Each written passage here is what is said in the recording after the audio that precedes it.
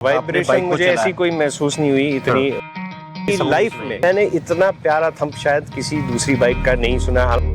तो आपने क्या क्या स्पीड मेंटेन करी है जिससे कि आपको 32 का माइलेज आ रहा है? जब किसी को लेनी है तो वो किस वजह से इस बाइक को ले सकता है? कुछ लोगों का जैसे इसको लेके कंपैरिजन रॉयल एनफील्ड की भी 650s आती हैं। एक टर्निंग रेडियस का, एक वेट का, टर्निंग रेडियस थोड़ा सा।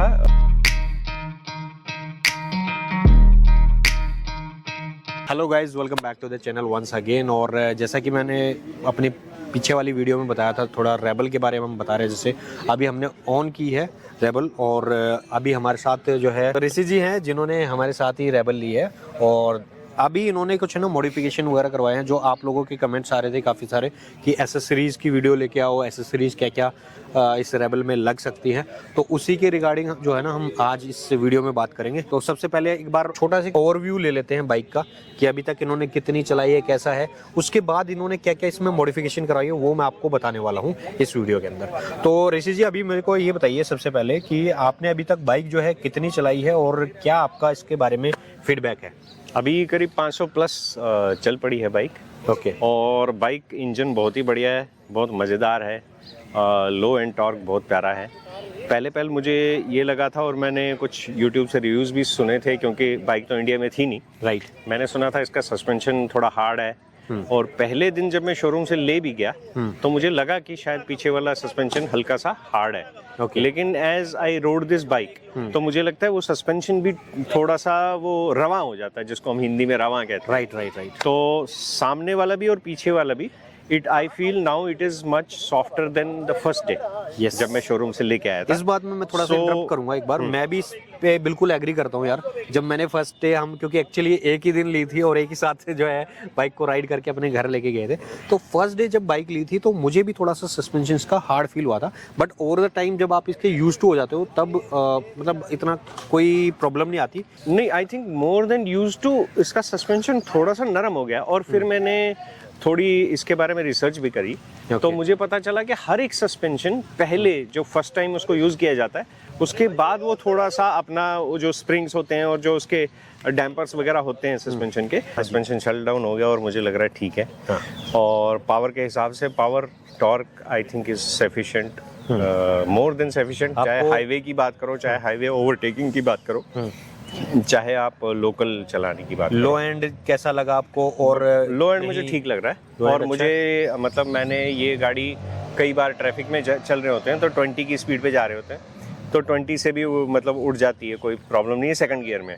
ओके। तो 20 से कम भी, 15 से भी सेकंड गियर में उड़ जाती है। या मतलब आप कहीं खड़े हो गए, सेकंड में ब्रेक मार ली, सेकंड से ही उड़ जाती है। कोई ऐसे कोई इंजन स्ट्रगल नहीं करता अगर आप क्लच प्रॉपर्ली यूज करो।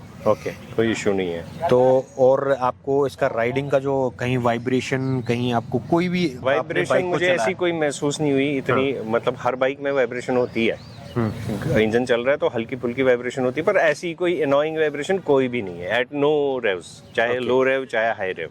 कोई दिक्कत नहीं। और फ्रंट सस्पेंशन की अगर बात मैं करूं तो आपको कैसा लगा इसका फ्रंट सस्पेंशन? जैसे काफी लोगों का है ना क्वेरी आ रही थी मेरे पास कि एज ए इसको क्रूजर और बॉबर की टर्म्स में अगर देखें तो और भी जो मार्केट में है उसके कंपैरिजन में इसका आपको सस्पेंशन कैसा लगा?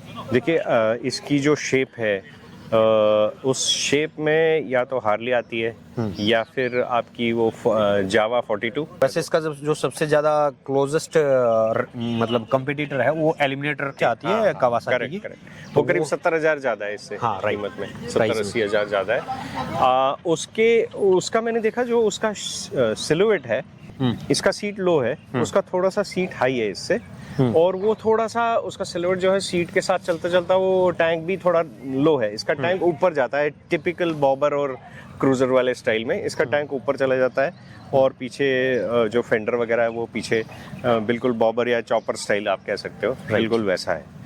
और स्टाइल के मामले में जहाँ भी ये गाड़ी रुकती है वहाँ पे इट्स ए हेड टर्नर। लोग पूछते हैं कौन सी गाड़ी है, कहाँ से, और खासकर इंडिया में तो है नहीं, तो हाँ। लोग पूछते हैं बिल्कुल कौन सी है। सिलेक्टेड ही हैं, कुछ Selected लोगों है। के पास है, तो Selected। डेफिनेटली आई कैचिंग तो है। आपने तो ये आपको मुझे तो भी पता फील ही, होता एक है। आपका राइड रिव्यू है, राइट। और एक हमारे मित्र का राइड रिव्यू है, मनीष जी का। हाँ जी, हाँ जी। और तो किसी का राइड रिव्यू भी नहीं है पूरे इंडिया बिल्कुल। में, किसी का भी नहीं है राइट, राइड राइट। रिव्यू इसका। तो जैसे कि आपने ऑलरेडी होंडा की हाइनेस ऑन की है, उसके बाद हाँ आपने चेंज करके स्पीड Triumph ट्रायम्फ की की, स्पीड हाँ। पे आए आप। तो इसको लेने का क्या प्लान था आपका, क्या मतलब क्या सोच के आपने इस बाइक को लिया? अगर किसी को एक बाइक लेनी है, और तो आप किसको मतलब ये सजेस्ट करेंगे, ये बाइक किस कैटेगरी के बायर को लेनी चाहिए?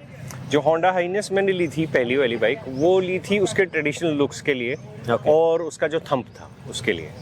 और जो नेक्स्ट बाइक मैंने ली, मुझे लगा था हाइनेस थोड़ी सी मेरे लिए हैवी है, मुझे थोड़ी लाइटर, और थोड़ी मुझे हाइनेस अंडर पावर्ड लगी थी। ओके। इसलिए मैंने फिर ट्रायम्फ ली। ट्रायम्फ पावर और लाइटनेस दोनों में बहुत ही बढ़िया बाइक लगी मुझे कोई शिकायत नहीं है उस बाइक से। ओके। और फिर मुझे मतलब एक शौक था कि यार एक वो जो अमेरिकन वो जो क्रूजर वाला होता है ना, स्टांस जो, हाँ स्टांस, जो आप बड़े केयर फ्री, हाँ, कहीं आपको जल्दी नहीं relax है, वाला। जैसे ट्रायम्फ स्पीड थी मेरी, राइट, राइट। वो ऐसी बाइक है कि जो कहती है मैं भागूंगी, हाँ, मुझे भगाओ। Right.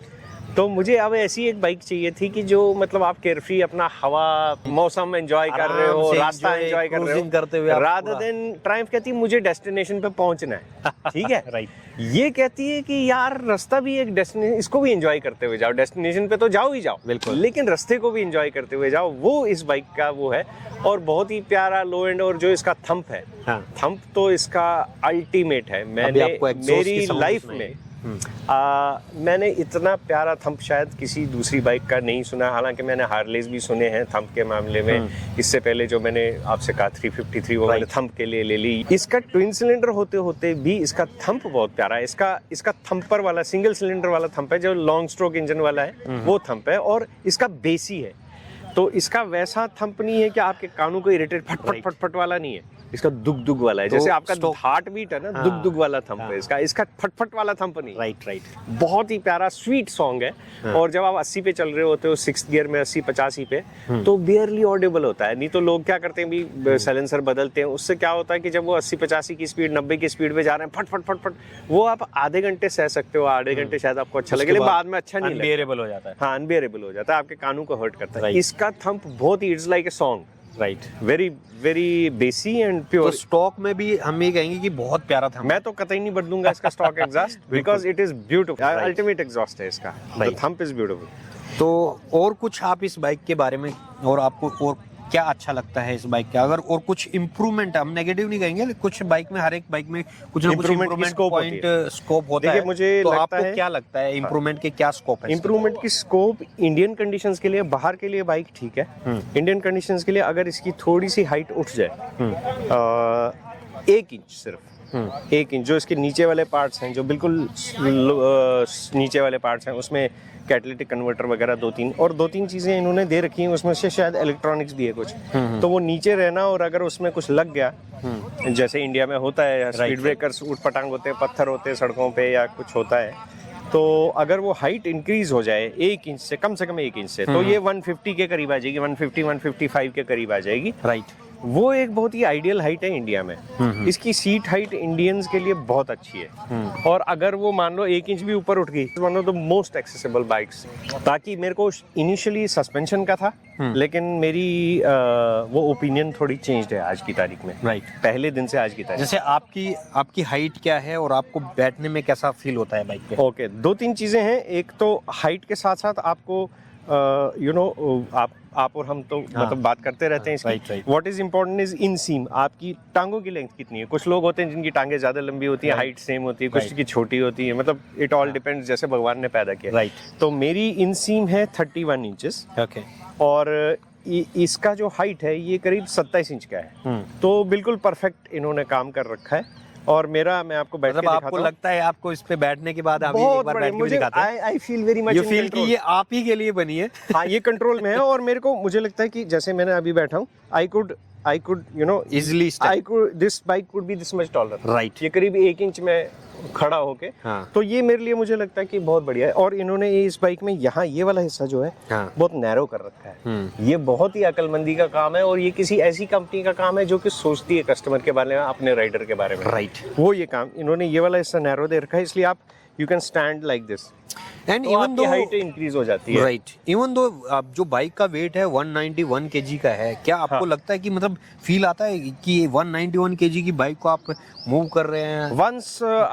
Once you are like 15 kilometre per hour, इसका वेट बिल्कुल महसूस नहीं होता। Once you are at that speed, तो दैट अगर आप जब बम्पर टू बम्पर ट्रैफिक में होते हो तो थोड़ा सा आपको स्टीयरिंग पे फील होता है, क्योंकि हैवी तो है बाइक उससे, जैसे जो मैं पहले चलाता था। Right. लेकिन कुछ लोग इससे हैवी बाइकें चलाते हैं, वो इस पे आएंगे तो उनको बिल्कुल हल्की light- लगेगी, light weight लगेगी। But I prefer lighter bikes. हाँ. उसका कारण ये है कि एक दो जगह मैं राइड्स पे गया और मुझे नैरो ट्रेल में गया और मुझे पीछे ले जानी थी बाइक, हाँ. तो मैं हैवी बाइक्स को पीछे ले जाने में थोड़ी दिक्कत हो जाए, then you need somebody help कि वो आपको काफी सारे राइडर्स को हाँ. प्रॉब्लम आती है ऐसी। हाँ, वो इसके लिए आई प्रेफर लाइटर बाइक्स होता है, लेकिन But अभी भी still- बहुत बढ़िया है, अभी भी बहुत बढ़िया। मैनेजेबल है ना, आप नहीं, बहुत- इजीली इसको आगे पीछे कर बहुत पा रहे बढ़िया, हो, मुझे कोई शिकायत नहीं, कोई शिकायत नहीं है। ना ना। ओके, और मेरे ख्याल से द गर्ल्स और ladies who are already riders, they will find this very good because of its very accessible height. They will find it better। जो लेडीज बुलेट चलाती हैं हाँ. या एनफील्ड की कोई भी बाइक चलाती हैं, उनके लिए ये बाइक बहुत ही अच्छी लगेगी उनको, बहुत अच्छी लगेगी, because weight wise lady rider के लिए एक तो सीट का, हाँ, सीट का जो है 690 mm की सीट हाइट हाँ, होना, बहुत- और थोड़ा बहुत ही सा बढ़िया। जो इसका मैनेजेबल वेट है, आई थिंक बहुत बढ़िया। जो एनफील्ड चला था वो तो इससे भारी बाइक चला रहा है आज की तारीख में, तो वो तो मैनेज कर ही सकता है। राइट। तो माइलेज के बारे में एक और चीज हाँ, जो मैं mileage आपको का एक बताना और question, चाहूंगा, हाँ. मैंने पहली बार इसका टैंक फुल कराया है, तो मुझे करीब 32 किलोमीटर की माइलेज दी है इसने। I am not a very crazy rider, मैं बहुत तेज नहीं चलाता हूँ, और क्योंकि ये अभी सर्विस भी नहीं हुई, हाँ. उस कारण से भी मैंने इसको तो 85 90 एवरेज से अगर ऊपर मैं बात करूं, आपने क्या क्या स्पीड मेंटेन करी है जिससे कि आपको 32 का माइलेज आ रहा है? जब मुझे खुली सड़क मिली तो अराउंड 80, हाँ. 80-85, और अदरवाइज मुझे लगता है माइलेज अगर आपने लानी है बाइक में, तो it is more because of the revs rather than the gear you are in. तो आपने रेव्स इतनी रखी नहीं है कि इंजन रोरिंग ना करना करे, शुरू करे, राइट। तो वो ठीक माइलेज देती है फिर किसी मतलब 4th 5th 6th में, it will give you good mileage, right, will give you good mileage. तो माइलेज का आप लोगों का काफ़ी सारे कमेंट्स आए थे कि माइलेज क्या देती है, जैसे कि मैंने भी बताया मेरा थोड़ा सा एग्रेसिव है राइडिंग स्टाइल, हाँ, आपका और aggressive है। मेरा थोड़ा लेट थोड़ा सा हाँ लेट बैक है, तो इट मींस ये डिपेंड करता है यंगर देन मी, वो that tells the right right right. तो आई थिंक जो राइडिंग का हमारा स्टाइल है उससे भी माइलेज में काफी फर्क पड़ता है, जैसे कि I am getting 28 something 27 worst towards मुझे लगता है 25, वर्स्ट टूवर्स 25 देगी, और फिर आगे तो अगर कोई आई थिंक लंबी राइड हो तो 40 तक जाएगी। Right, I think 500 CC with parallel twin engine 25 अगर ले रहे हो आप एवरेज, एक वो तो worst riding, हाँ वर्स्ट राइडिंग के लिए, मतलब तो आई थिंक बेटर है, मतलब कोई बहुत बढ़िया है, वो that is a strength I can say. इस सीसी में ऐसी बाइक इस इंजन के साथ 25 किलोमीटर वर्स्ट राइडिंग है, मतलब सिटी का राइडिंग कंडीशंस, तो I think that is the best mileage. I think other bikes I think वो तो 20 तक चली जाती हैं फिर। तो जैसे कि हमारे काफ़ी सारे व्यूअर्स के ना हमारे पास मेरे पास कमेंट्स भी आए थे कि जैसे एक माइलेज का हमने डिस्कस करा ही अब जैसे, और सस्पेंशन को लेके भी हमने डिस्कस करा कि आपको कैसा फील होता है चलाने में, एक टर्निंग रेडियस का, एक वेट का, टर्निंग रेडियस थोड़ा सा ज़्यादा है as compared to other bikes. वो थोड़ा तो सा खैर इसकी व्हील बेस भी लंबी है, और जो इसका रेक एंगल है इसका सस्पेंशन का सामने का रेक एंगल वो थोड़ा आगे है, मतलब ऐसे है एज कम्पेयर टू दूसरी बाइक से जिनका सीधा होता है। तो जो बाइक का सीधा होता है वो जल्दी मुड़ जाती है, और इसकी ये भी ज़्यादा है, क्या कहते हैं, व्हील बेस भी ज़्यादा है, तो उसके कारण थोड़ा लंबा है। ओके, तो अब इसमें सबसे बेस्ट चीज़ आपको बाइक में क्या लगी? एक वन गो में अगर मैं बात करूँ, किसी को लेनी है तो वो किस वजह से इस बाइक को ले सकता है? इस बाइक का जो एक्सपीरियंस है, ओके, टेक्निकल छोड़ो आप, हाँ, बाइक मेरे जैसा बंदा राइडिंग के लिए, इस एज में और इस प्राइस में, हाँ, इस प्राइस में और इस एज में, बट वो गाड़ी ले सकता है। मैं आपको एक बात मैं तो साफ बता दूं, अगर आप लॉजिक की बात करो तो आपको 4 व्हीलर विथ एसी मिल जाएगा इस प्राइस में। हाँ करेक्ट, जो लोअर एंड का 4 व्हीलर है विद एसी फैमिली आप ले जा सकते हो। हाँ। आप बाइक लेते हो, इट इज लाइक लव, तो that love you find in this bike. ये आपको उसमें शिकायत, एंजॉयमेंट जो है ना, हाँ। उसमें आपको ये शिकायत नहीं देती। तो guys, that is the one sentence thing. Right तो काफ़ी सारे व्यूअर्स का ये भी ओपिनियन था कि 5.12 जैसे एक शोरूम है बाइक का, तो बहुत से लोग बोले थे कि ओवर प्राइस है, एक्सपेंसिव है। तो आप इस चीज़ को किस नज़रिए से देखते हैं कि मतलब आपके लिए परफेक्ट है ये pricing?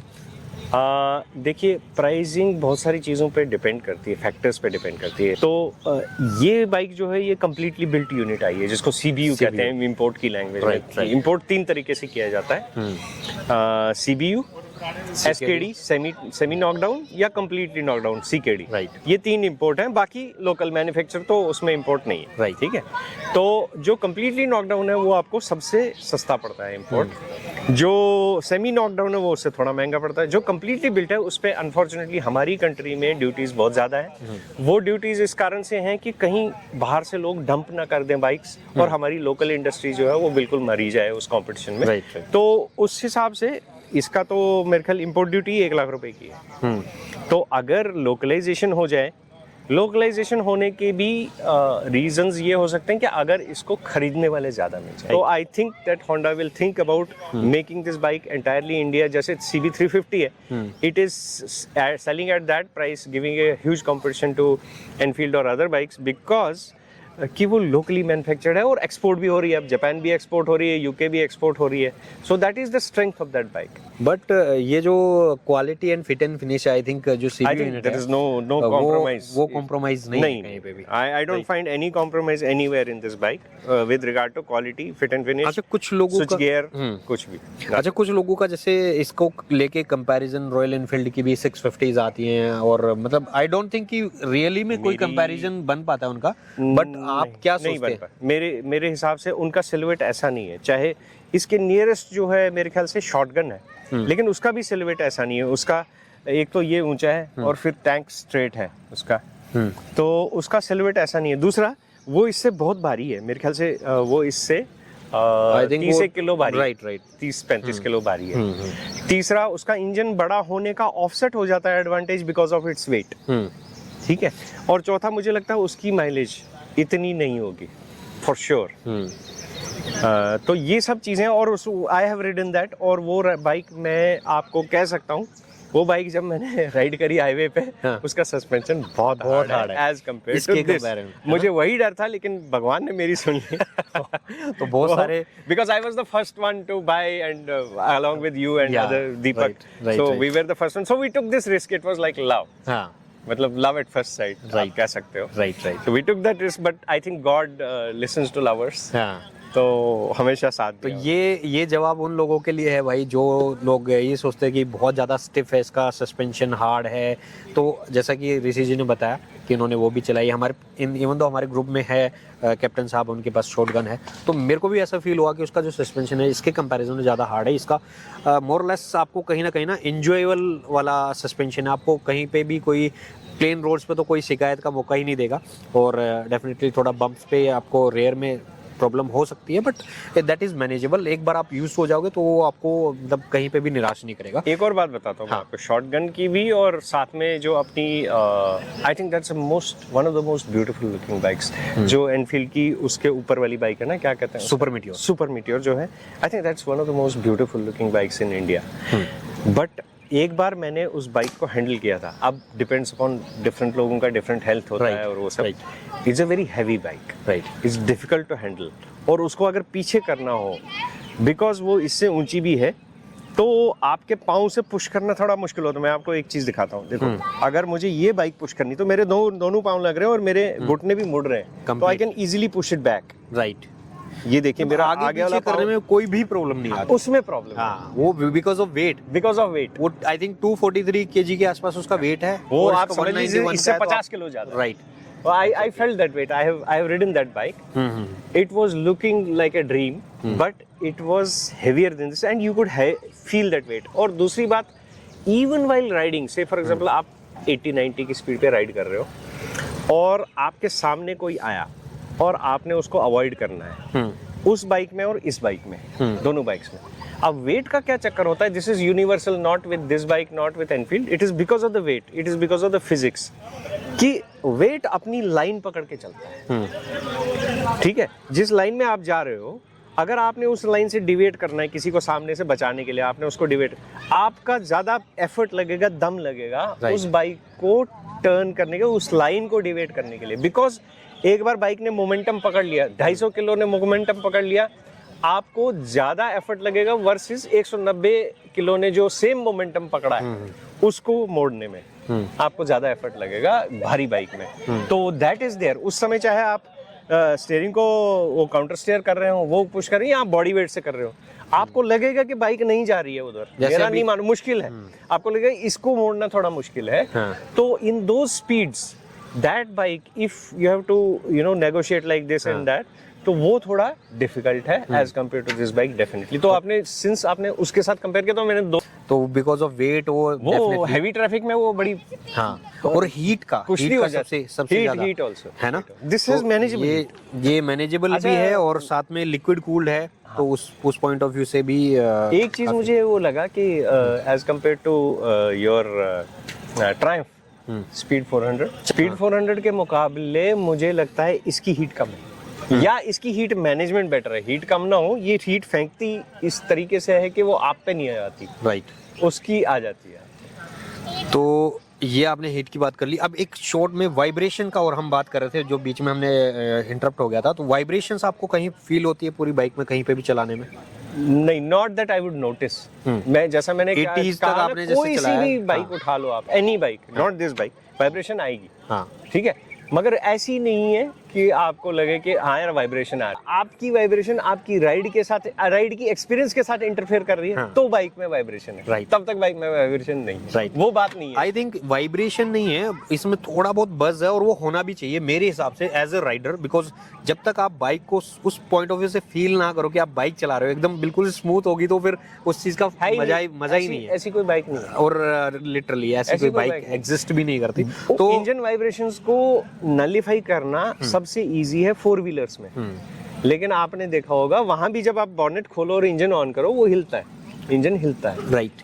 It's not easy to do a zero, right, ऐसी कोई चीज है ही नहीं दुनिया में, राइट। सो ऋषि जी, ये अभी हमने ओवरऑल बाइक की बात कर ली। अब बात करते हैं इस पे एसेसरीज जो आपने लगाई, बड़ी खूबसूरत लग रही है जो आपने ये पैनियर्स लगाए हैं, टॉप बॉक्स। देखिए सर, सबसे पहले इधर से शुरू करते हैं। राइट, ये एक्सटेंडर है मिरर्स के। हाँ जी। तो इससे क्या हो जाता है, शोल्डर के ऊपर से आप ट्रैफिक प्रॉपर्ली देख पाते हो, ये थोड़ा सा हो जाता है।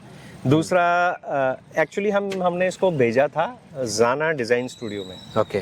तो the person who is the proprietor there, तो mister Butani is a very nice gentleman, बहुत ही बढ़िया आदमी। तो he had taken this bike for about 15 days। उन्होंने ये डिजाइन किया। एक तो ये ब्रेक ऑयल का, ये रिजर्वायर का ये उन्होंने मेटल का लगवा दिया इसमें। एक ये क्रैश गार्ड है फ्रंट में, बहुत ही बढ़िया। ये क्रैश गार्ड जो है, देखो आपको कहीं पे भी देखने को नहीं मिलेगा, या फिर इंटरनेशनल मार्केट में भी ना इसके कुछ लिमिटेड ही ऑप्शन है। तो क्रैश गार्ड काफी अच्छा लगा मुझे, शानदार बनाया है। बेसिकली इंडिया में इसकी एक्सेसरीज तो थी नहीं, तो उन्होंने डिजाइन करानी पड़ी। Right, right. इसके अलावा और क्या चीज? ये मैंने पैनियर्स लगवाए हैं पीछे वाले, ये अपना इसके जीवी के पैनियर्स हैं।